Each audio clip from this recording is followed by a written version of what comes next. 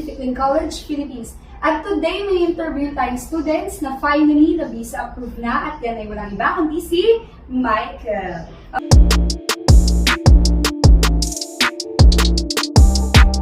Okay, so Michael, meron tayong mga question dito, no? At unang-una dyan, ano bang nararamdaman mo ngayon na finally visa approved ka na?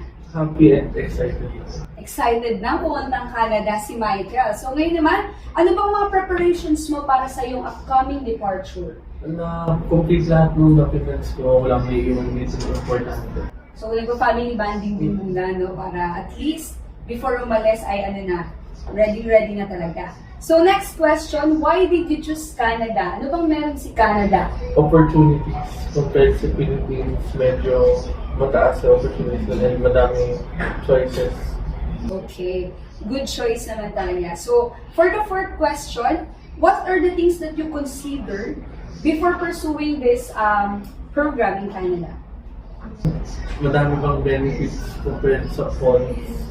Tapos kung madali lang pag-gawin yung program. So for the fifth question naman, what can you say about PLC? Yung mga services, yung mga staff, okay naman ba sila? Very accommodating.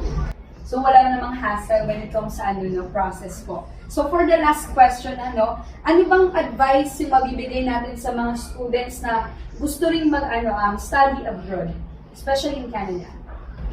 If Canada, try nila mag-PLC kasi madali lang naman process. So thank you so much, Michael. No, hopefully, we want to see you. We want to see your success in Canada. So thank you so much and have a safe life. Thank you. Thank you.